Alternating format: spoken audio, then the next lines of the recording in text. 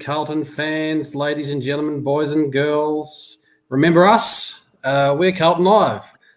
Trevor and John coming to you, and it's a pleasure to join you once again. Good evening to you, my friend John. How are you, sir, this evening? Yeah, good, mate. Good. Been a tough couple of weeks, hasn't it? Apologies for last week, everyone. I had a function on Tuesday night, so I couldn't get onto the camera. We're not avoiding you. We're not shirking any issues. We're not trying to escape the hard-hitting questions from our fans and talk about the multitude of issues that are going on right now. But we are here now and plenty to talk about, that is for sure. Yeah, there is a lot. Where do you start, though, honestly? I know where to start. I've got a good place to start. I will start in a moment.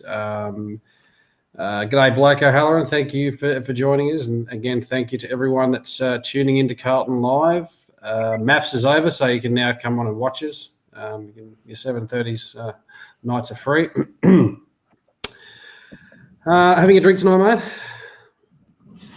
Just on the waters tonight. On the waters tonight. Oh, that's all right. Yeah, mate. I've just did a huge build of a social network on a website, and man, it's just done me eating. Haven't been down the beach Ironman training now that you're a big Queenslander? Oh, okay, just certainly down the river, and didn't quite get down the beach today, but all good. Oh, nice. Tan's looking good. You got the bleach blonde hair, starting to look right at home as a Queenslander, mate. Brett Klassen, thank you for joining us. This week is do or die, have to have a win. Well, yeah, die could be the word because there's a fair chance I'll jump off the top tier of the Southern Stand if we don't beat Essendon. Heath Buck, g'day to you, my friend. Thank you for joining us. The very insightful Heath Buck, I must say. Catch his stuff. It is he knows his footy stuff. That's for sure, on Twitter and Facebook. Deb O'Connor, how are you, Deb? It's been a while. Yes, it's been a while. Sorry about that. Frank, my friend, good evening to you. Richie Benincasa, good day to you. Gary Whitchurch, thank you for joining us. Brad Miller, who comes in, boys, we need to make some changes. Well, not just coming in, but all sorts of changes. Okay, I'll start off by asking you this question, and a few of our audience can answer it as well. Brisbane finished equal top, you might as well say, or second last year with as many wins as Port Adelaide, and we lost to them on Saturday night by 3 goals. Is that a reasonable expectation as a result? I like your train of thought, but they finished equal top ladder with almost every single game up here. And also, last year's gone. This year they haven't been all that impressive to start off with. So I would expect a lot more of a contest. I think what's pissed everyone off, including me, and I was ropeable, was the second quarter. It's just not good enough for any football team in any competition just to give up that shit in that second quarter, win, lose or draw. That's just not acceptable. Again, I ask these hard-hitting questions not necessarily because I think that's the right answer or I'm looking for any particular answer. It's to incite debate and start debate. I think you're 100% on the money. I wanted to try and put some perspective around it. Obviously, we started this year looking and expecting to make the 8. At the moment, we finished 11th last year. Making the 8 would mean, winning quite a few more games than we did, 3 or 4 more games than we did last year, and then keeping in mind that expectation that maybe those teams that are in front of us, such as Brisbane, such as Port, such as Richmond, even Collingwood, that we played already, may be still a challenge for us. And therefore, our season isn't tracking that necessarily bad based on last year's results and the opposition we've played. But I hear what you're saying, and I exactly agree with you. Regardless of those positions and regardless of last year's opposition where they've fitted in, we've got a lot. We've got quite a few issues to deal with, and our expectation, even though it might not necessarily have been to win all of those games, looking at those games and judging them on their merits, and back again, like you said, to Saturday night and the second quarter, and even the game as a whole, we have a reasonable thought to win that game, and even the Collingwood game as we've already talked about. So the anger and the frustration that's happening right now amongst us, amongst our supporters, I think is 100% warranted. And obviously that moves us into a much more of a discussion, which I hope to have with you and everyone else tonight, and what's the frickin' how we do about it. $1 million question, isn't it? Look, I think, I've thought about this a lot over the last 2 weeks. And I agree with you. I think that the anger and annoyance is quite justified. We were built up and built ourselves up, quite significantly pre-season. There was finals or bust and all that sort of crap. And we're just getting to, 6 weeks through, and it's all sort of coming to light that, hey, maybe we're not that good. And so all of that hype and that hope and that expectation has come crashing down around us, and thus the annoyance, and thus the why everyone's so a little bit shirty at the moment, including me. I mean, I got up in the middle of that second quarter and, just turned around to my wife and said, we are a shit football club. That's exactly what I felt midway through that second term. We are a shit football club. Now, that was over the top. It was too much. But at that point in time, I was that angry and that frustrated and just that over it. That was my statement.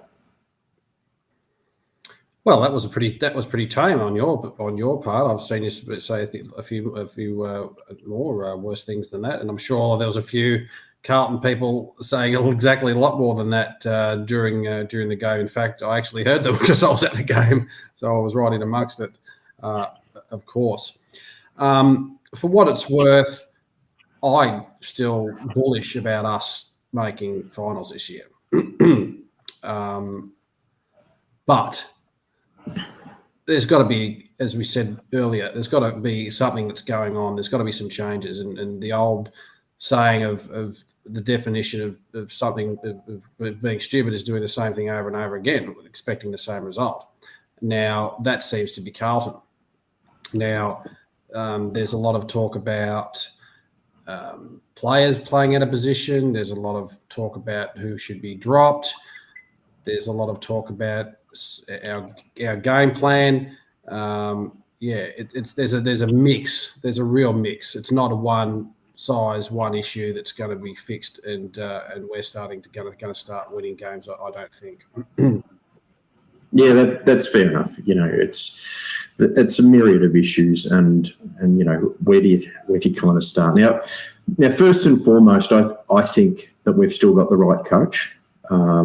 Whether we've got the right coaching group to go with him would be another question, but I think that we do have the right senior coach, and I say that because I look back at Malthouse and Bolton, and they had to go because they didn't have the players anymore. They didn't have the players on side.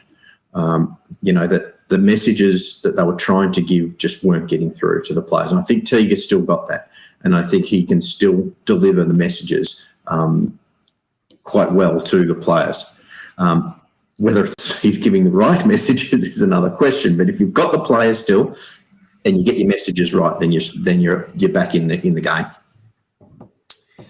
Good evening, ladies and gentlemen. This is Carlton Live. We thank you very much for joining us. Really appreciate it. Brad Miller, good evening to you. Stocker, a non-baller. We stick him in the back pocket. Murphy, not a small forward. SPS, not a backman. All good points, and I'm sure we'll have a lot to say about exactly all of those things during the show. Chris Broberg, good evening to you, Chris. We've been playing. Could I cut in there? Hey? Could I cut in there? Sorry, mate. I'll cut in there because I was absolutely gobsmacked to see Stocker playing in the back line on the weekend. And I'm going to put it down now. If he gets dropped this week for being played out of position in the back line and gets dropped, I'm not watching the game. Well, he has been playing. He's playing. He's been playing the back line in the two, so technically that's his position. Boycotting the game if he gets dropped.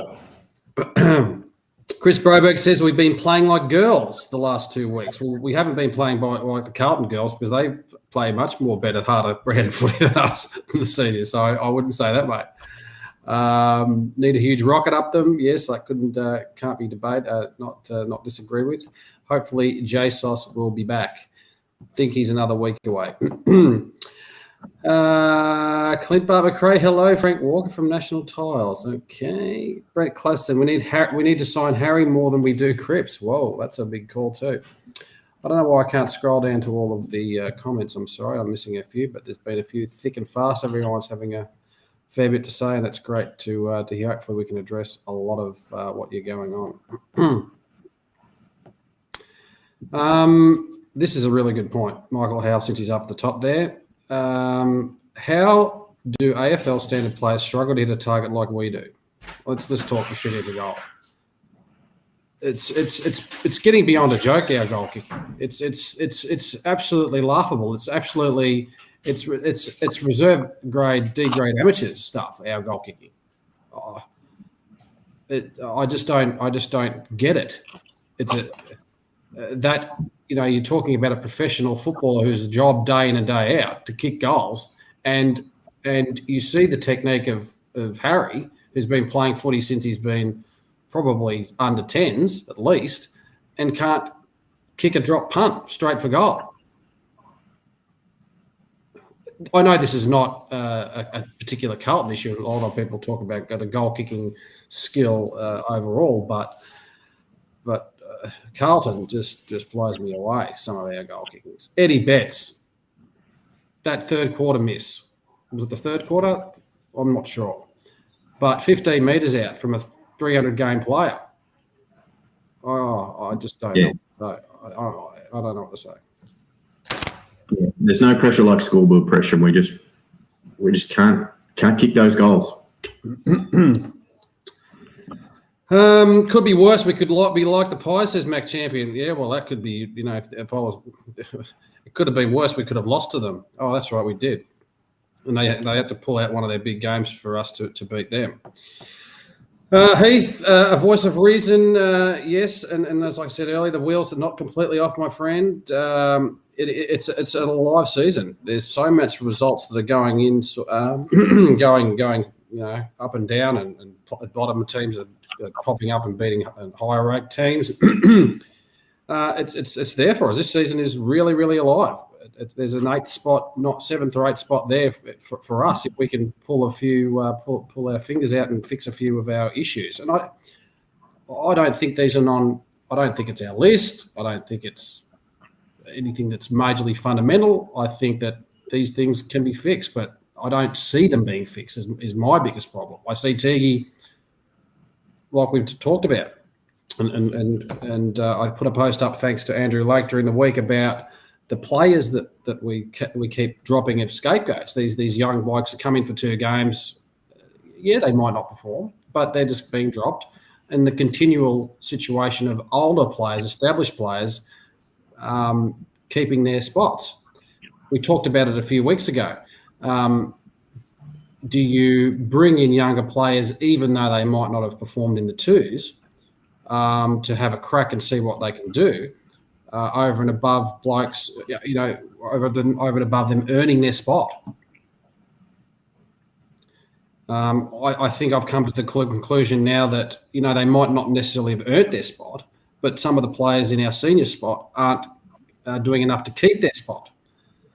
So it's a lesson of 2 evils. That's right. And when you combine the fact that our development seems to be up the shit with these kids, let's try and develop them. And I know coaches say, you can bring them in too early and upset their development. Bullshit. Some of these players we've got now are 20, 21. They should be regular senior players, like the development of some of these younger players we're seeing in from the Bulldogs and the Swans and Crows. And, that's what these seem to be doing way, way better than us.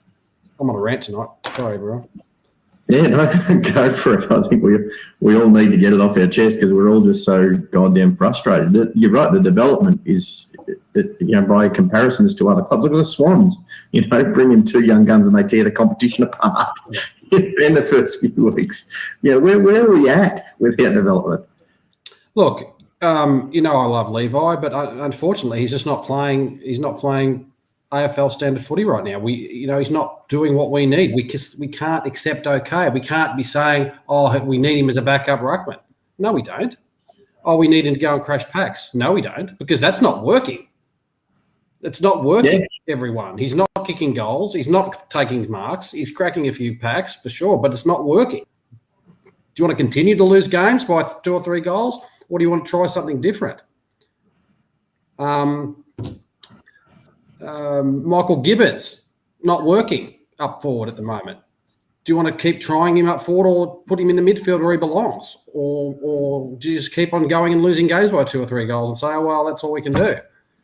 Murph has been a topic of conversation, and a lot of people are saying, he's doing really well, but he's just doing okay. We can't cope with okay anymore. Okay is not good enough for Carlton anymore. We need more than okay. Yes, Murph's doing okay. Yeah, Ed Curno's doing okay, but they're not setting the world on fire. They're not winning as these games like we need. And there's too many okays at Carlton. It's a good point. And do you think that the older brigade that used to losing, that it's okay? I can't imagine a competitive professional sportsman thinking that. I would think it has to be the other way, even though it's not necessarily showing. I can't understand that mindset of being okay. I'd be doing everything I can to be making myself better and to putting myself in every contest that I am, and looking over my shoulder and looking at a 20-year-old bloke who's played 2 seasons that is our best player right now. And so, really, who in that second quarter, apart from Walsh, was having a crack? I like what Adam Sard's bringing to the club. I think he's earning his money. I think Liam Jones is out there having a crack. I think Weeders is playing really well. I think is battling his ass off, clearly playing under duress like he was last year. The other thing I'll say is that one of the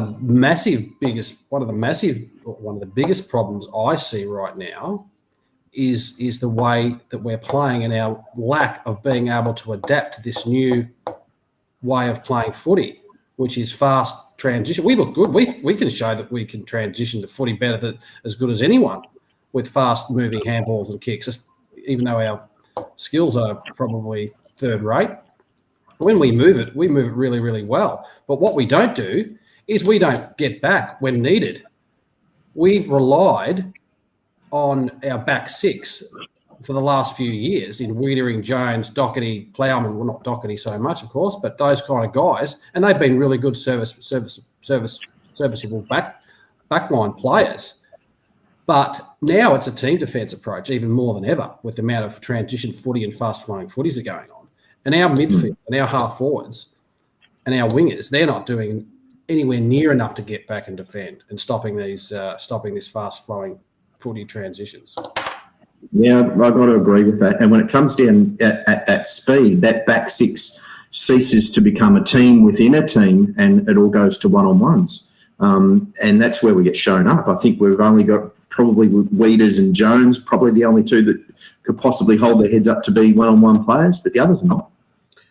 I think Leonard's been pretty, again, okay. I expect as well. So I think he's been pretty good this year. Doc's been certainly down. He's had a few. He's got a case of the Plowmans. He's got a few of these bad clangers that have shown him up. But as usual, it's a few each game, and the rest sort of taper off each game. And until we've got a team of cohesive 22 performers every week, we've got to keep changing them out until we find those guys who are going to perform week in, week out, and not just necessarily get kicks, but have a goddamn crack and run both ways and put some tackles down. Yeah, I think with all the recruiting that we've done, how much have we focused on actual competitors? That's a good point. That's a very good point too. Gibbons is a competitor, but he's playing up on the half forward line and having his little hits here and there, not playing in the midfield. Back to what we've talked about playing players out of position. SPS, they tried. I nearly had a heart attack I thought, hello? Did Teague make a move in terms of a positional change? Seeing SPS up the ground, I thought Teague must have went out to take a leak and someone made a move on the board.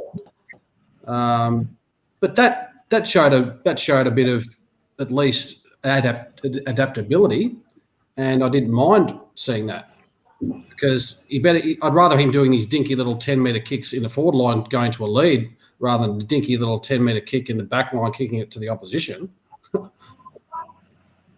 Yeah, I agree with that. I agree with you about Sard. I think he has been a good acquisition, but it goes back to my point. He's not a one-on-one defender. He's better off playing up on a wing like Samo would be, and then bleeding either forward or back depending on where the play is going. God, we miss Nick Newman this year.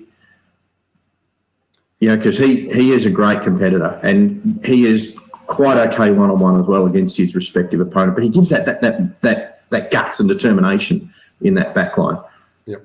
I'd like him to get into the team as soon as possible so we can release Sard onto a wing. Let's see here from our awesome audience. Matt Ullman. G'day, Matt. This is probably a good call. Bring back Simo, Fev and Bootsma.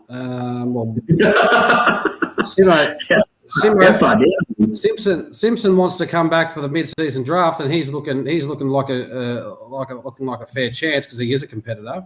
Fev, they should be chucking half of someone's McGovern's salary at the club to pay to goal kick, but for some reason he's not welcome down there. Surely we're over his issues. He's going to probably come down for nothing, Fev. But Bootsma, not too sure about Bootsma, but you never know. Just want to highlight this one from Chris. Setters deserves to come in this week after 25 possessions and 10 tackles. Possibly, but I would be of the opinion, both him and Dow, we just forget about them for a few weeks and get them to get some consistency going, then get them to bash the door down before they come in. Just me. But as Trev mentioned, we've got these players who aren't performing at the moment in the seniors. Yeah, well, to bring those guys back in again means potentially, doing some scapegoat stuff and dropping some others because we know they're not potentially going to drop someone like Ed or Murphy or maybe Nunes or someone like that. You just can't see that happening. It's the whole rotation of the last the bottom few guys get a few weeks.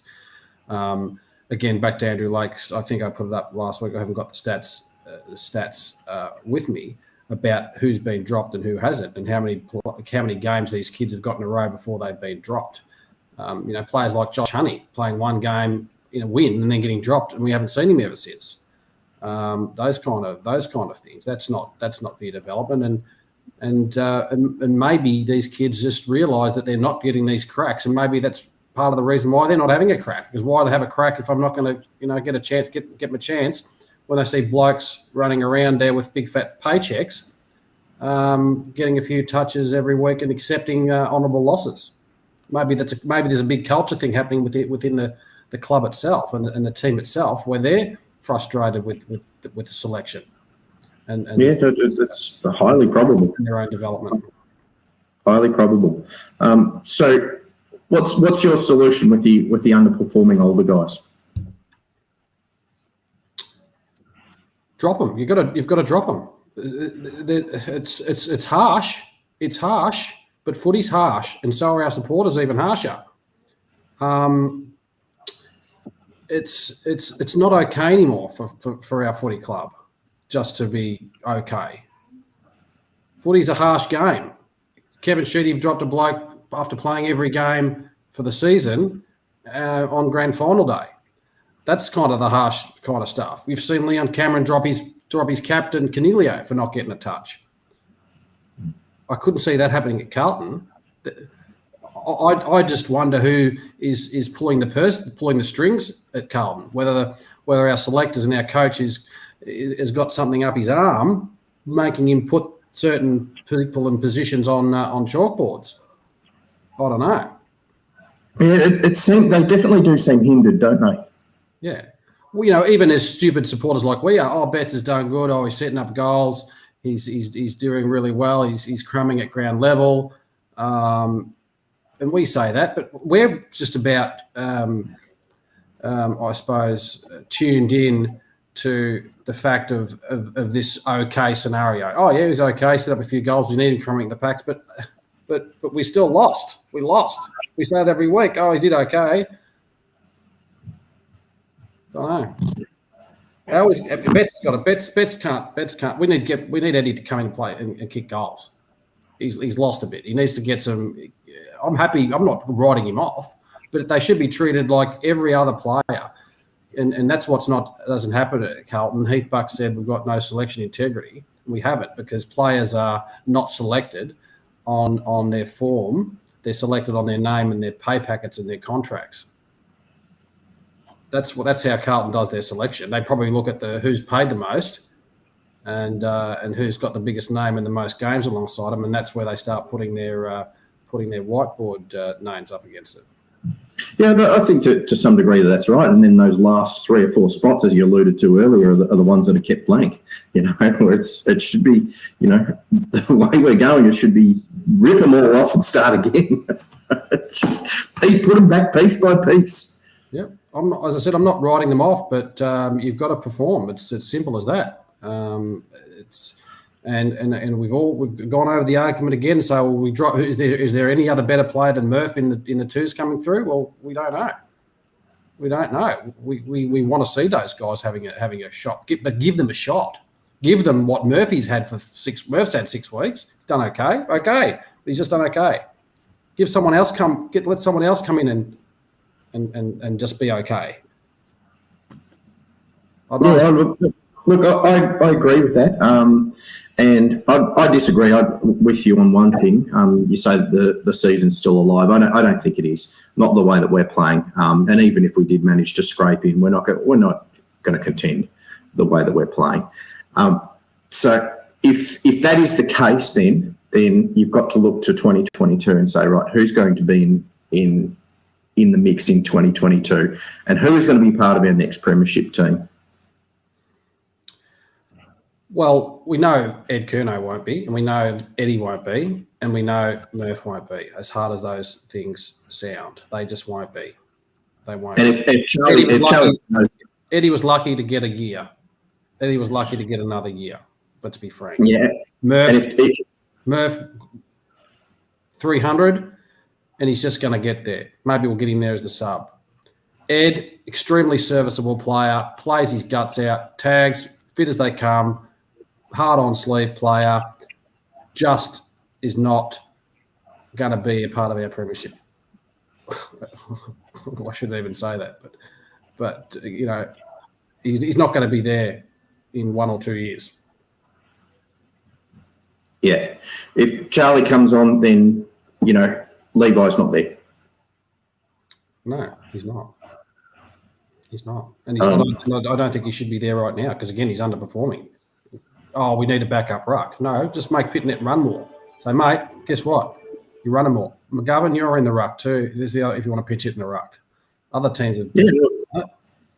Gold Coast showed that you don't need a name ruck to win it out the middle.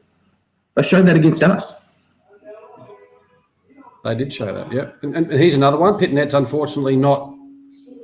And we shouldn't single out him. And we are, even though we are singling out other players, he hasn't necessarily had the best few weeks under the sun. We've seen him play some pretty good games, but he's also just on the cusp of being okay. Yeah. Michael Howell, 100%, mate. Comes down to effort, how we go about it. That is a massive thing. We just come out after the game against whoever we lost to and said, "Oh, you're going to see a what did he say? You're going to see a response." Okay. Apparently, we're going to get a response after Collingwood. We got one. We won it. We won an easy game against a shit house Fremantle.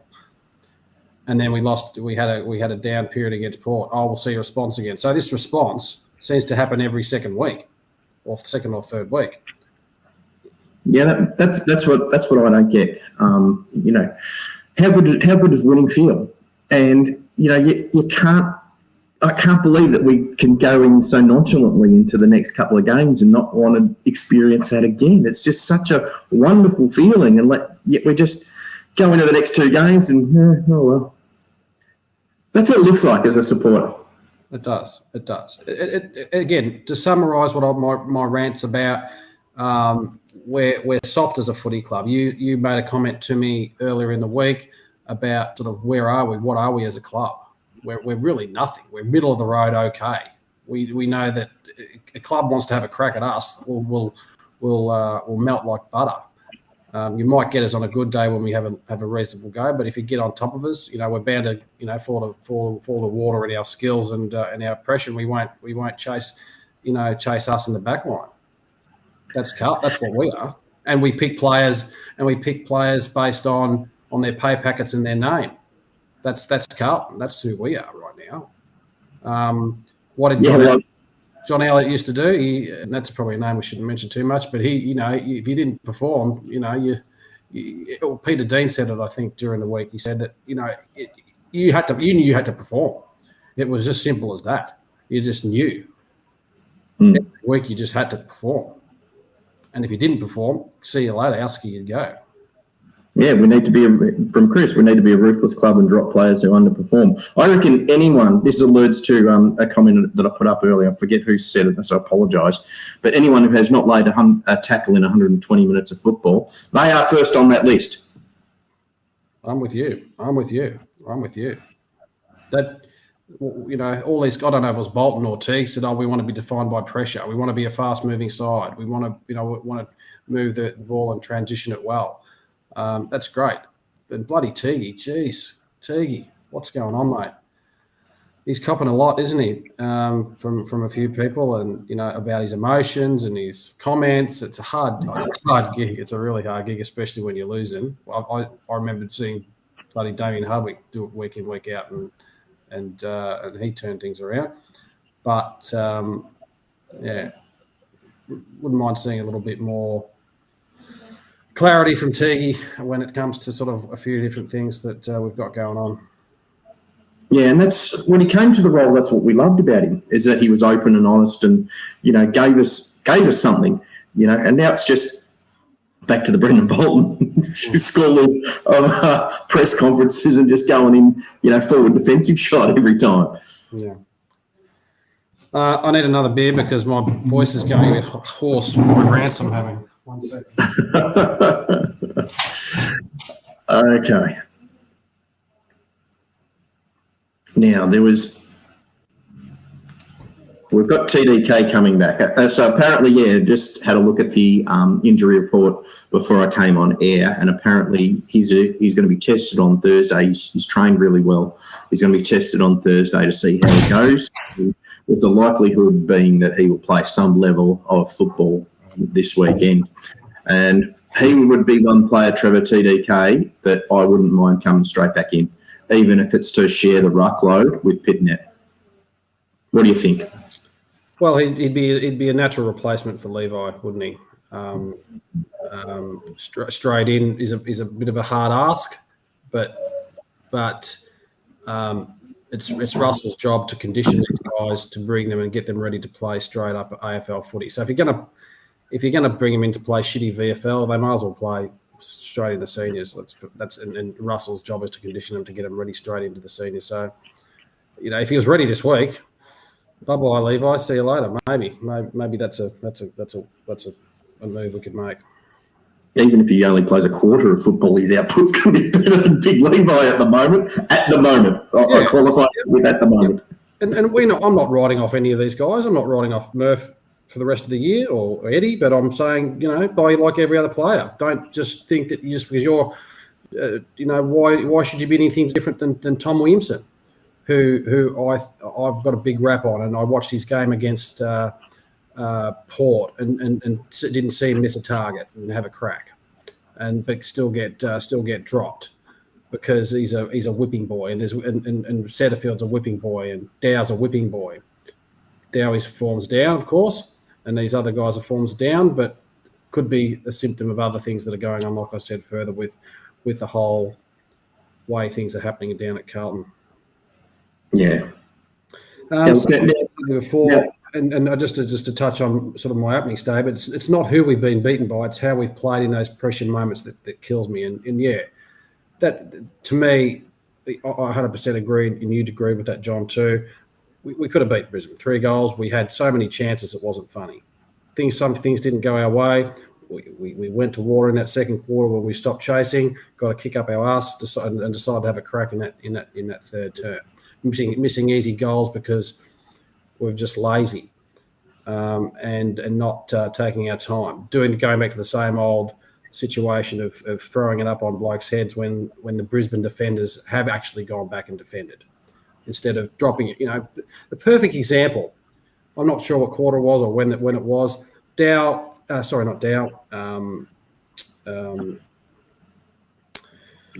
Who was it? Some unforgettable player. Sorry? Some unforgettable player. Yeah, I might have had too many beers tonight. Walsh is running through the guts. He's 40 out. Could have easily had a crack, but you know what he did? He just laced it out to someone. It was probably, I think it was Harry. It was Harry, and that's how we did it. That's how we did it, and he hit a target. And he's looking for those leads and kicking into space. I saw that with Tom Williamson the week before. He just didn't just put it on bloke's head. He kicked it into space for them to run on and made them run into the space. And we've got McGovern there. We've got, Levi can run onto a lead, and we know what Harry can do. Kick it into the goddamn space.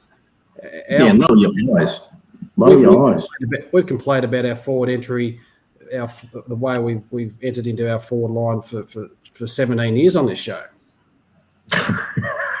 Shit, we've been going a long time. We're going that long. We should get a load soon. Brendan Scott, good to see you, mate.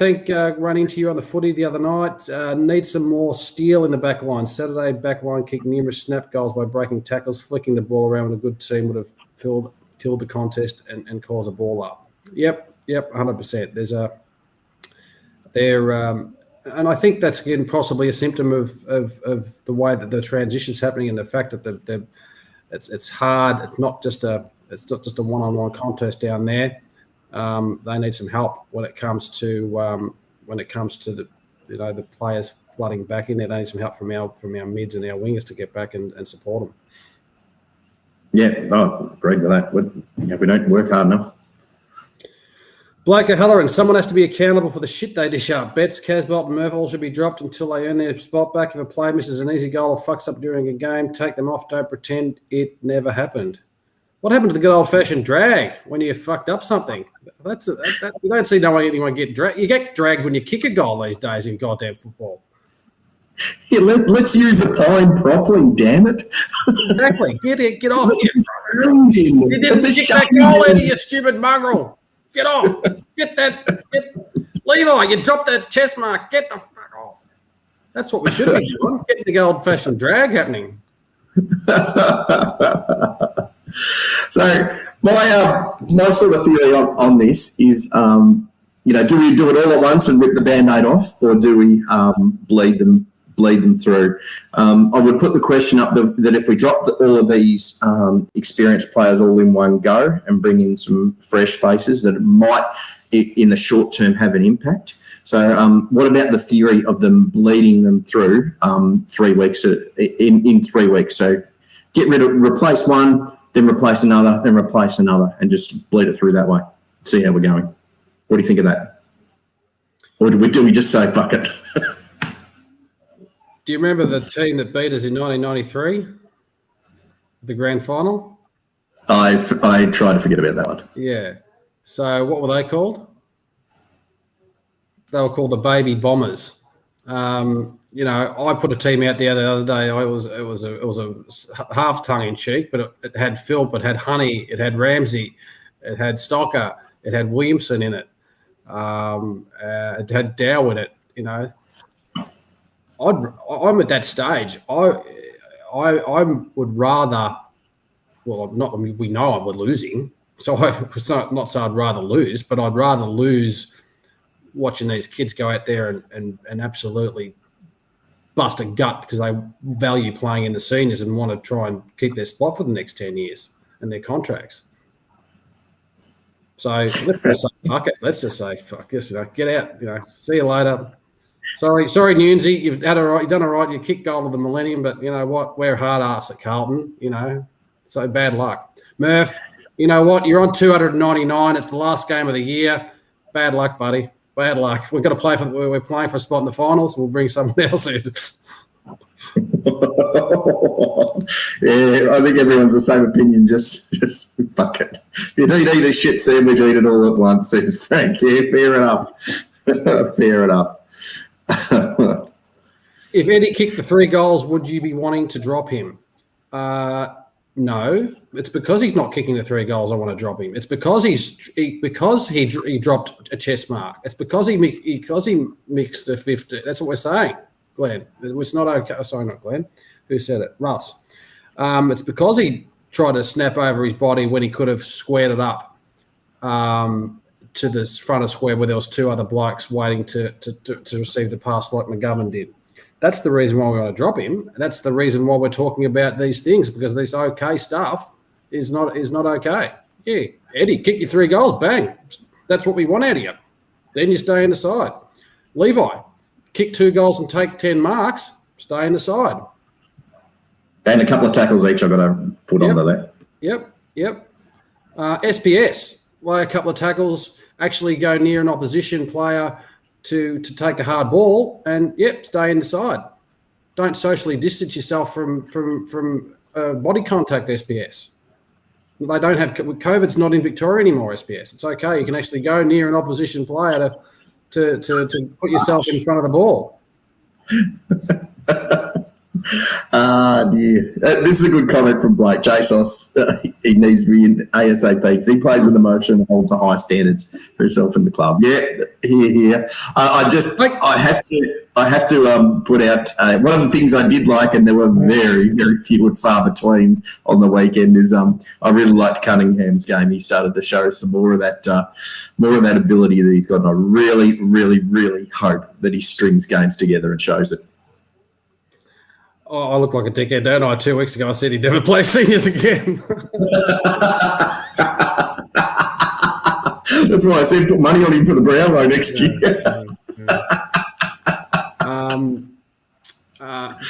Just okay for me. Just okay. Again, flashes of he's like the Flash. Flashes in and out, and then he goes missing for a little while. It's hard to get excited about anyone after that crap. Yep. I've got to say. Yeah, like my sex life. Flashes in and out for a second, and then it's gone for another 4 weeks. Too much information. Dear. But yeah, JSOS, we know JSOS. He's not going to be in this week, unfortunately. By the sounds of the injury report, maybe we'll take some of Murph's coin and just give Murph a bionic shoulder, JSOS a bionic shoulder, and get him back again. Because 2 wins when I know we were in lower opposition, but JSOS he does what we need to be doing, getting in there, body on body, having a crack, and he's a smart footy player. Yeah. Now, do you think Charlie will come back, or is he too injury prone? Well, the injury report today said that he's still, he's tracking well, but still no date on it. The closest possible thing is if he continues tracking like this, he'll be later on season. I think Stephen, if he does a knee again, it's going to be very, very difficult for him. Yeah, he'll come. He will come back. He will come back. He's progressing very, very well. But yeah, you're right. He's one injury away from sayonara to that same knee. Yeah. Maybe just put him in next week. Yeah, fuck it. Just fuck it. That's the theme of the show tonight. Fuck it. Yeah. Fuck it. I've just got a divorce. Fuck it.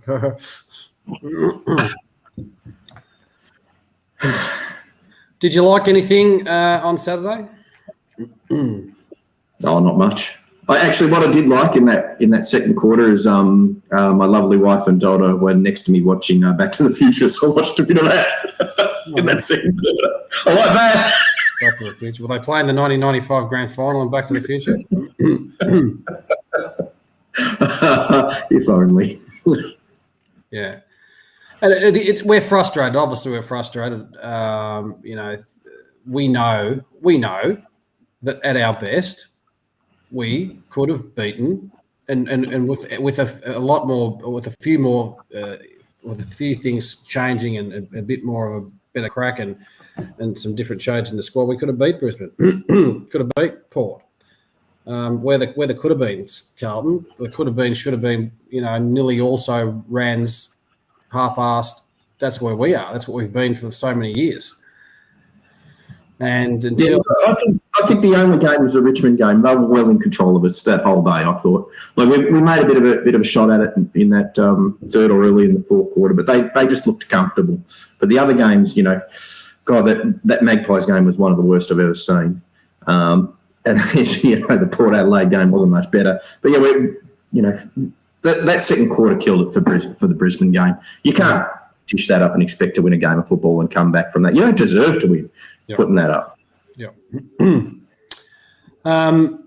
It's surprising that a lot of people, and I'm not criticising you, it's just really surprising and funny given the fact how much we've lauded Cripper, but there's a few people saying make Walsh captain.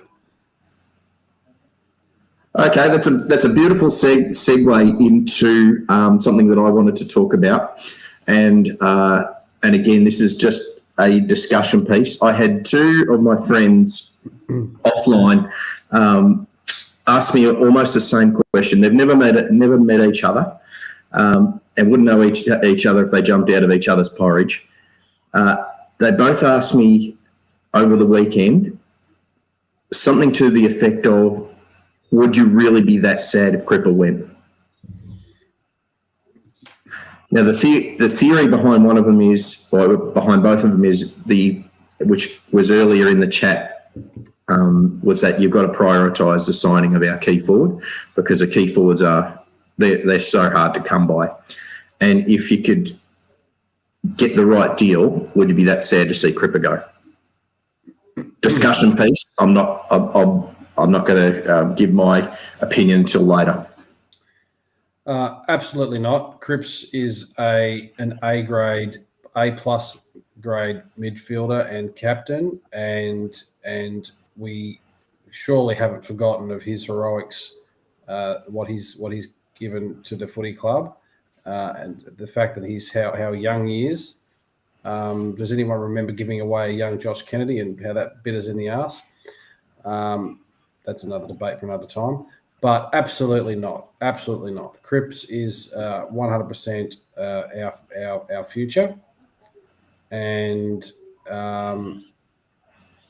we can't lose him. He's playing under duress. They played him. They shouldn't have played him last year, for God knows reasons. For God only knows why they played him with the shoulder injury that he had. It was negligence, as far as I'm concerned. We've heard conflicting reports of how bad his back injury is this year. The club didn't say anything, and it came out, but he's more than likely playing under duress again this year. So no, not for mine. Yeah, but what's everyone else's opinion? So, look, I think that these two people that I talked to raised some very good points. I think everyone was a bit salty that he was missing easy goals, so we just were getting a little bit frustrated with him. But look, the point was valid that, and it was Brett Carlton who said it. We need to sign Harry as a high priority. I do agree with that.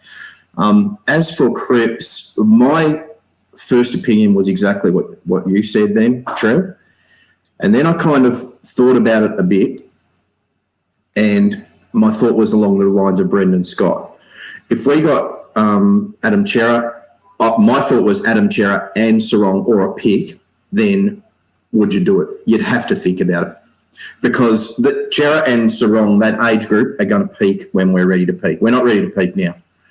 We've shown that. So you'd have to give it some thought. Yep, thought about it. Nah. Like he's 26. He's not exactly looking for shady pines just yet. So Cripps has got a long way to go as part of our footy club. That's for mine. He might have to take a little bit of a pay cut, but I just don't think if he's playing injured, get him out. Give him a we love to rest and manage players. Get him out and put Gibbons in the midfield, a 2-time Liston trophy winner who's a proven in and under a hard ball winning midfielder. He's not a Patrick Cripps, of course, but get him in there. Get Setterfield in there. That's a midfielder. Get SBS, even SBS if he's injured. Get him in there. Get Kennedy in there, but don't ruin your captain's career if he's not playing totally right, because we think we're in a better position that we are because the club's got rose-coloured glasses on about where we are as a side. Yeah, I definitely agree with that. Yeah, you can't keep playing him banged up. Yeah, we're not going to have a shot this year, so let's get him right. He might only need a couple of weeks out, or exactly, just to freshen up a bit. And who knows? It might do the team and the midfield the world of good to be without him and just start working their asses off. Yeah, there was a bit of commentary that he was trying to do too much. Maybe he wasn't sharing the ball around. I in some instances you could probably say that, but he's a hard ball, contested ball winning beast, and they just don't grow on trees. And our problem isn't Cripps. It's not nowhere near Patrick Cripps. It's not our problem. Our problem is so many other things we've already addressed tonight. I like this comment too from Brad Miller. Might not be our decision if we keep playing like we are. He will go anyway. I think that if we keep dishing this shit up, I think that player retention across the board is going to be an issue, because we've sold the message to so many players for such a long period of time. There'll be a lot of players, who were thinking, especially, who came in from a young age thinking, well, are there greener pastures as they start to come to the fruition of their development. So, yeah, if we keep dishing that shit up, there'll be a lot of players looking around, I would say.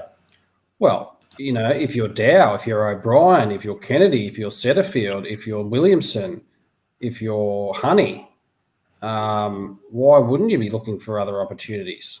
Knowing that, you're just second, third, fourth in line, treated like a whipping boy over the good old Carlton faithful, good old Carlton boys, it seems to be the same situation, I'm hesitant to say this because I think the board is doing an okay job, but at the moment you're staying there and it's hard to get rid of you, sort of thing. Yeah. Once you're in, you're in, unless you're the newbie on the block. Is that the board or the team? Both. It seems to be the whole thing. The whole thing. Yeah. Yeah. Look, I think as a club we've got a long way to go, because we've gotten great strides in the off-field stuff with the memberships and so forth, but that's not sustainable if the on-field stuff's not working. The on-field stuff is the number one priority, and getting that right. And again, we've talked a heap of doom and gloom. I'm not saying this is doom and gloom stuff. I'm saying, please, Carlton, there's a few things just we need to do, and just to try and turn things around a bit, to turn these 3-goal losses into wins. And we as supporters, we want to see that, don't we? We can think we can see what some of the issues. And we don't want to take these shitty losses anymore. We want to see action. So, again, not all doom and gloom. I think we're on track. I think we can still make 7th or 8th this year, and that will be a progression up from where we've been.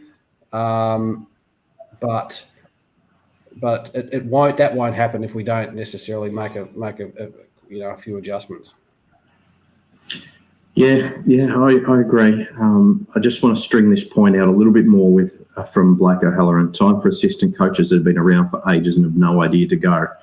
I'm going to go that one step further. Is it time to get rid of some of the assistant coaching jobs, not just the people, but getting rid of the jobs themselves and start running it a lot leaner? Because at the moment, these players look like that they've got too many thoughts in their head. They're listening to too many people. And are not focused on just getting the job done, playing footy and winning. So do you go back to the 1-2 coaches and then bring in the specialists like a Greg Williams who comes in and works with the midfield group but is not necessarily a coach? Development coach, I believe you still need, because you need someone on top of those young players all the time. I'd agree with that. And that development coach should have a bloody big influence on the VFL side as well. But I just wonder, with all these other assistant coaches, is it now time? Are we going back to a style of play now that we need to get leaner organisations, and the leaner organisations are going to win? We get rid of that middle layer of management, bring in the specialists to help in, make it lean, and make the messages absolutely laser focused. I like that train of thought. It's a very good topic to talk about. It happens in business all the time. When you get rid of a layer of that, then things sometimes start to happen, because people get stale, and ideas get stale, and messages don't get through. Teague himself, and a lot of conversation around Teague, and a lot of commentary from the players himself was that Teague's message did get through, that he didn't spend all this time in meetings and whatever potentially Bolton did. I think we know. I'll get onto this conversation in a minute, but I think it's got some real value. Getting those specialist guys in, like the Williams, like the goal kickers, is where we need working one-on-one with these players to more develop. We've got a development coach. What's his name? Luke Powell from Brisbane. Is it Luke Powell? Yep. Very important. Very important. Development role, 100%. But it's worth the chat. Now, just want to take that one step further again, and I'll shut up and let everyone else have a bit of a talk about that. But my thought then went to, okay, we're making about. I think the whole club and all the supporters and everyone are making assumptions about what's going wrong. We've got the list. We've got the coach, I believe. What we don't have, and what we know absolutely nothing about, is the psychology of the players. Is why can't they turn all this development and everything into wins? What are they scared of? What is not clicking in their brains to become that winning mentality? We need to find out what those problems are. And the only way to do that is to hire some bloody good psychologists and a team of them if need be. Get pissed off your assistant coaches and let's start getting into the heads. Teague himself said at the start of the year, before a ball was bounced, that the psychology of football is something that is not looked into very much at all. It's an area that's unexplored. And that could be the difference between being a bottom of the rung also ran team and being the next dynasty. Yeah, no, firmly 100% behind you there. Coming down to game days, it's often to do with the psychology of how a team will approach it. We all heard the comment: "A team of champions will beat a champion team." That's a psychological thing. Even to one step further, and that is collectively understanding the psychology of the team and being honest with each other. And I know that's what that bloody leading teams does, and that's open for debate on whether that works. But just having these open and frank discussions with your teammates and these conversations about things, maybe that is at the cause. Maybe someone needs to say, "Oh, look, I'm not playing my best because I feel like I'm playing in the twos. I'm not getting a chance." Nothing like being open and honest, particularly in an organisation that's involved with a team. Yeah, true, but it might be that some of these kids might even need to express it outside of the team environment in a one-on-one situation with a professional, and then the professional can work with them on how to then transition that into the team the appropriate way. I think that there's a lot in it. I'd recommend everyone in daily life have a conversation with some kind of doesn't have to be a psychologist, but person that opens up your way of thinking to challenge you on certain things about the way you think about things. So just in daily life that works. So you're 100% right, mate. In a footy club, it's got to be worthwhile. Thanks, Michael. Yeah, if we lose a couple of these young boys who we know have a decent crack at it and have the talent, but leave or get picked up by other clubs and who can see the potential because we don't want to give. Yeah, that's a concerning one. But let's have a look at the bright side of life.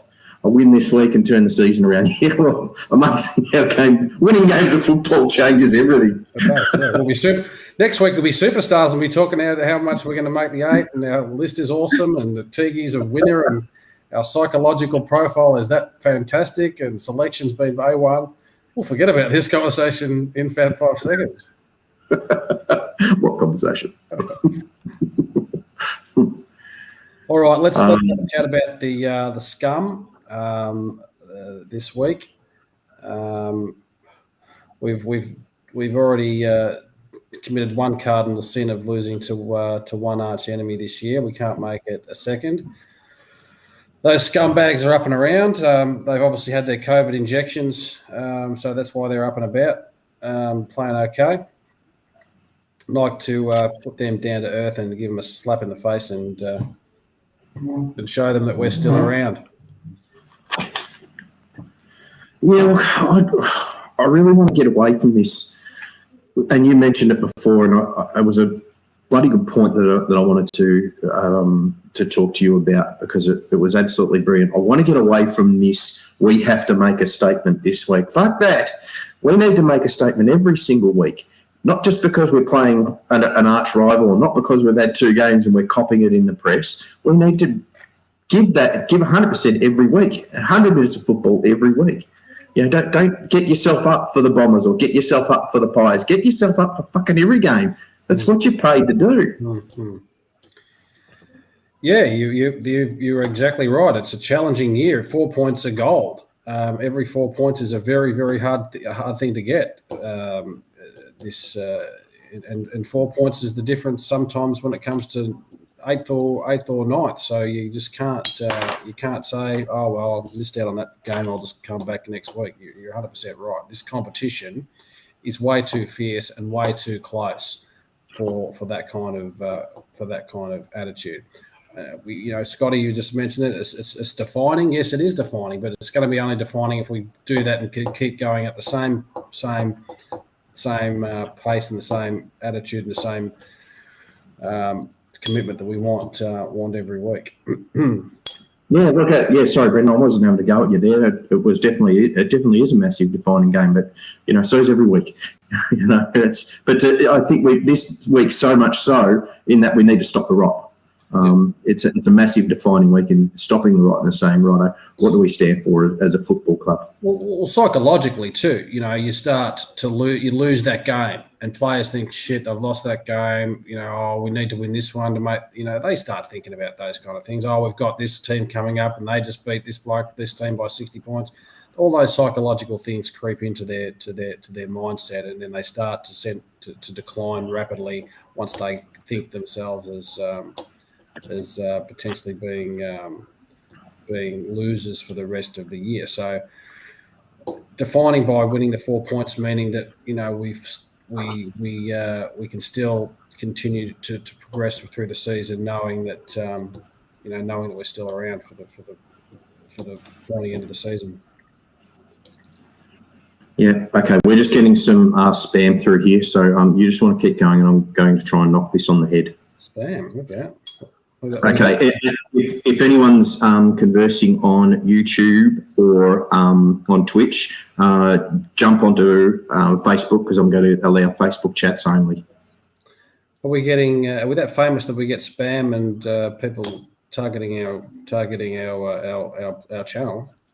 Actually, we've got people saying, "Do you want to become famous?" Oh, you want to become famous? Buy followers and viewers here. Well, we could be like other channels and do that kind of stuff. We're just more authentic around here. All right, let's go on to the game against the Scum. A game like Brisbane, again, a ho-ho game, playing 3 quarters, obviously is not going to win. To win, it's not going to win any week, let alone this week. You said it before? Do we say fuck it and just bring a few in, or do we make just a couple of usual changes? Yeah, the way I'd bleed it in is, who can we get rid of, and there is a worthy replacement being there, albeit they haven't completely lit up the twos. And I'd say Hunting for Murphy. Hunting for me has got that X factor. He's got that, that big stage, big time sort of personality about him. And we go back to Brendan Scott here. He says one type of player that hurts us is the Dussies, the Deguis, the mid-size forward. That's something that I think that Honey could be for us. He could be that swagger up that forward line in the mid-size role. So I'd like to give him a shot. Okay, please continue. Surely that's not your only change. That's the first one that's come to mind. The second one that you quite rightly pointed out is TDK's fit. He's in, and Big Levi has to go and get some form. Again, it's not saying it's the end of his career. Just go and get some form. Show us what you did. Show us to get back to what you did last year. Yeah, I'm with you. I want to see Honey in. That's a good like-for-like replacement. Owies, yes, for bets for me. I think Frank's mentioned that. A couple of others have said that. I want to see Williamson back in the side. I don't want to drop Cottrell, but I think also SPS. I think he can play an SPS role. Williamson, and actually kick it longer than 10 metres. Frank says Ramsey for Nunes. Why not? Let's keep him rolling, mate. Let's keep him rolling. Tony Prowse with us. Say it, fuck it. Make wholesale changes. Bring in the youth. No good losing with older players. That's the theme of the show tonight, mate. Just say fuck it. Yep. But that's Frank one. That is a good one. The Ramsey for Nunes, because Ramsey has got to be super, super close, because he's put a block together of really good games. Not saying he's had 50 touches or whatever, but he's had a block of really, really solid football. So he has to be damn close. Yep. Oh, I'm happy to give Cunners another crack. I want to see, maybe Gibbo. I'm happy to see Gibbo, but let's put him in the guts, and for God's sake, maybe let's put him in the guts. I don't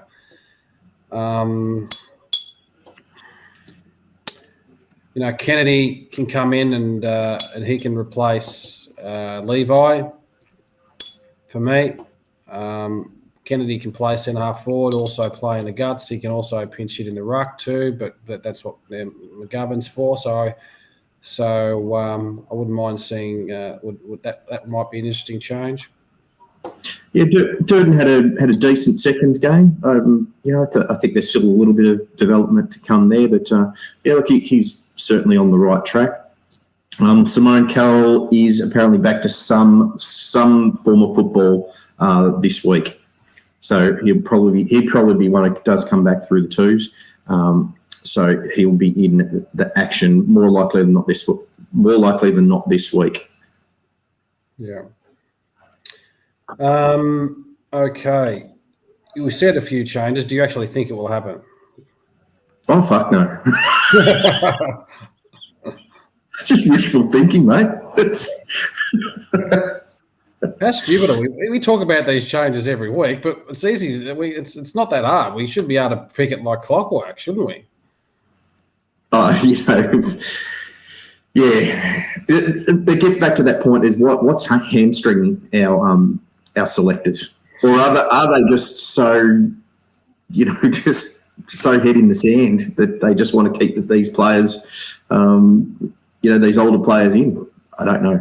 Yep. Don't know the answer to that. Yep. So you're okay losing by 7 goals than 2 goals by bringing in a couple of younger blokes? You're okay with that? And I'll ask the audience that. Are you okay with that too, viewing audience? I'm not happy with losing at all, but if we're going to say that, hey, we need to get some games into these guys because the aforementioned players are not part of our future, then so be it. Yep. You can only you can back. I don't mind a coach backing players in, but backing players in sometimes doesn't. There's got to be an end point at some point. And Carlton haven't had that end point, have we? No, that's right. And Brett's right there. They make 2 changes in terms of omissions at best. Yeah, absolutely. And it's time to make a bit of a statement there, I think. Yep. So a few changes. We need our mids to defend harder and faster. We just can't rely on that back six to defend by themselves like they've potentially done in the past. Wiedering and Doc and Jones. Jones is all in Australian form. So is Wiedering as well. Those 2 guys. We're so lucky to have Wiedering and Jones. We are so lucky to have them. Newman comes back. That's going to be an interesting proposition. Maybe Eddie's out, and maybe SPS takes that role as a forward pocket too. That's another idea. Yeah. Who can pinch it in the midfield? Yeah, why not? Who can pinch it in the midfield? We've got to run more of these guys through the midfield. We've got to keep, they're there. We're talking about having a flexible side that can do this, but we just don't allow that to happen. They don't. Yeah. They don't do it enough. Yeah. So who would you bring in for bets? Oh, I think Owies deserves his spot. He's been very, very consistent in the twos. He's kicking goals. I think he deserves his spot. He's another player that came in again last year. I think he came in for a win and then was dropped the week after. Or is again not had really an opportunity to play so well. These guys are so focused on running patterns and and this and that. And learning their craft. Fuck this craft. If anyone says to me, he needs to learn his craft, I'm going to smash a bottle over my head because I'm so over that. How many years and Matt, do you need to learn to be better? Just be better. Just be better. Win the damn clearances. Yeah, look at Chris. That really started my train of thought on do we actually need assistant coaches? Because our clearance workers, whatever we're doing, it's not fucking working, especially in the centre clearances and the centre stoppages. So that actually got me on that train of thought of do we actually need assistant coaches? What they all need is for the coaches and the match committee to get COVID and bring us, me and you and everyone on this show into the club and run the club for a week and see what happens.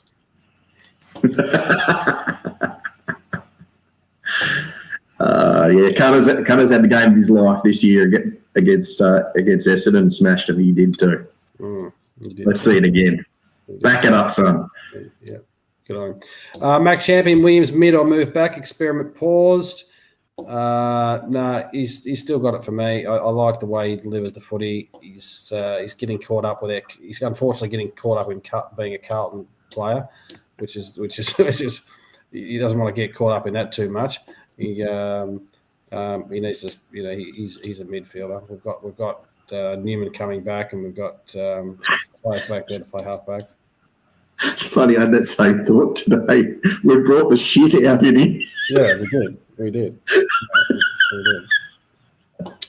No, he's all right. He'll be all right. Williams is a good player, don't worry about that. Chris Brighter keeping on James Parsons as a mid-season pick, being consistently good in the VFL. I'm surprised that Geelong got rid of him. Can't say I know too much about him. Him and Crocker were unstoppable on the weekend in the twos. Someone mentioned it earlier. There was, 13 goals between them? They were and what I loved about it is they played in unison. And we don't have that in our forward line at all. You know, guys who just play off each other and know when the other one's going to run and what to do when they're going at it. I thought they played brilliantly together, Parsons and Crocker. They haven't had years. They haven't had enough time to learn the Carlton shit way of not doing that, not working well with each other, and yeah. Okay, geez, it's been a long night. It's been a bit of a fun night. We've had a few things got off our chests. Very therapeutic. Gone back to the old-fashioned supporter, having a crack at the footy club and a crack at everyone. Not too much positivity. Did anyone go unscathed? Because you put them in your comments, and we've not had a crack at someone, because if we miss someone, we'll have a crack at them now. Yeah, let me know. I'll even have a crack at the audience tonight. And who can I have a crack at? Where's Brandon? Come on, mate. Where are you? Brandon, I saw at the footy the other day. He owed me a beer, and then all of a sudden the bar closes, and he couldn't pay me back the beer he owed me. Oh, that's unforgivable, mate. Unforgivable. I'll have a crack at him over there. Who else can I have a crack? Frank and Simone. Come on, seriously, have a crack at you guys. You know, COVID, whoop-de-doo. Get down and don't worry about that. Just get in the same. You work much more well together in the same room. And with your modems, guys, make sure they're plugged in next week. What? Oh, yeah. If anyone didn't see, they had massive internet issues over in WA last night, so I really felt for them. We're just having a bit of fun. Yeah. Johnny, I'll have a crack at you. You know, you piss off up to Queensland. I'm loving it. You're a 65-year-old bloke pissing up to Queensland. You know, you've got your bleached blonde hair. You've got your tan skin now. You've obviously been working out. You've got your wedding ring off. You look like you're 25 again. You know, left us Victorians here in the lurch. You know, what kind of bloke are you? Seriously. A very happy one, I can tell you. I'm having a great time. I've got the fire gun, my pasty skin. I've got the freaking hoodie going on. I'm wearing shorts and t-shirt, by the way, everyone. Nice. Start looking for some rentals up there for me. Yeah, no worries. And yes, Trev might not know this, but I've been watching every single show of the Western Bar, and my nomination every single week for Goose of the Week is Trev. That's why I'm not watching this. That's why I'm very disappointed. That's why I'm watching this show anymore. You know, we created you guys, and you know, you're just turning it back on me. Just learn where your bread's buttered, you guys. Tony Prowse. Tony's up in the Gold Coast. You need to catch up with Tony. You know, that'll be good up there. He's up in God's country too. Yep. Find me a spot up there. I'll be up there. Yeah, it's just great stuff. Great stuff. I actually called my second game on the weekend. Wow. How did that go? Yeah, it was fantastic, and big shout out to Riley Strage. Is it? I hope I've pronounced his surname correctly. He put in a bit of a good word for me, and I ended up commentating the big rivalry of Maroochydore versus Noosa, and it was I had an absolute ball, and that was with the QAFL. So I'm just loving life a little bit too much at the moment. Yeah, you know, on to bigger and better things, obviously. Created. Do they know you're a 75-year-old bloke, and you know, just because you've gone up to Queensland and you know you've managed to turn the clock back? Joke's on you, fella. We've got exactly the same birth year, mate. Yeah. On that note, I'm off. Thank you very much. It's been a pretty fun show. Maybe we should just do it. Maybe that's what we need to do, like Carlton. We just need to. We need to bring a response out every second week so we can have a good show. Instead of just bringing half a shitty show on one week and then a good show the week after. Maybe that's what we should do. Oh, I couldn't have done last week even if I didn't have a function because I was just so over it. I would have been terrible last week. Well, terrible. I suppose that's a moot point. There's people available to fill your shoes. If anyone wants to fill Johnny's shoes when he's away, obviously now he's got a better gig up there commentating in Queensland, and he's got to do Ironman contests probably on Tuesday nights. If anyone wants to fill in for Johnny when he's around, let us know. We'll take some applications. We better talk about. I will see it when it's Tigers versus Tigers. Absolutely. Now this is absolutely one of the silliest things of all time. If you had a football club named Labrador, what the fuck would you call them as a nickname? You'd call them the Dogs, wouldn't you? Yeah, they're actually the Labrador Tigers. Why? Why? You could call them the Dish Lickers. Just the Lickers. That'd be a good name for a footy club. Actually, there's actually a Supercoach team named the Dish Lickers in one of my Speaking of local footy, not last year because obviously COVID happened. In 2019, my old team, the Yarra Eagles, got beaten by Great Western by 509 points. You may have remembered that little debacle I mentioned on the show. So that was the pre-COVID year. Last week, the result was we went down the poor old Eagles, but we only went down by a goal. So that's a fair old turnaround from 509 points. Did you play? You would have made the difference, wouldn't you? That was my comeback game, and I was a 495 point differential. Just kicked a lazy 70 odd goals. All right, give us your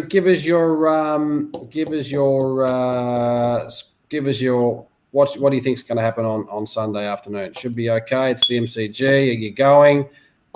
Give us your prediction. We'll start off with you, John, since you're the co-host at the moment. Well, I might be going. That might be a bit out of my stretch, but I predict that something will be thrown at the television at some stage. Mm-hmm. Okay. Do you think we'll win this game? I can't pick us. Just after the last 2 weeks of shit, I can see it being a shit show this week. After all these years, we're still dealing with this. Did that come out? Did that little bit come out then? Tony Prowse says Blues 4. Blake Halloran Blues 24, and so does Russell Dobson. I think we'll win. I think we'll smash him. I think we'll come out, and I think we'll see a response this week. Definitely see a response. I think we'll win by 7 or 8 goals. How about that? Yeah, I hope you're right. Get us back on track. Get us nice and happy for next week. Sunday afternoon, I'll either be home happy or I'll be down at Crown Casino that's opened up again now, wallowing my crying into my $17 schooners. It's a Sunday game too, isn't it? Yeah, Sunday, 3 o'clock, I think, 3:30 or something. Yeah, okay. At least I won't have a clash with the local footy this week. Yeah. Okay. Thank you very much, everyone. It's been an awesome show. Really appreciate it. Check us out on Twitter. Check us out on YouTube. We're on YouTube, aren't we? Yep. Check us out on Twitch. Yep. Check us out on Facebook. Invite your Carlton friends to be part of Carlton Live. Thank you very much. We love doing this. We love your guys' commentary, and apologise we don't get to everyone, but you guys are the show, not us, especially not John. I apologise for my rant that's been raging for about 41 years now. It's finally come out. It'll be all turned around next week. Comment of the night. Yeah. Just keep an eye. Just keep an eye on me. If you know my phone number and things aren't going so well Sunday, just give me a courtesy call just to see how things are going. What's that number you call? I might have to put that on the speed dial. Number 911. Well, just be my luck. All right. Cheers, off.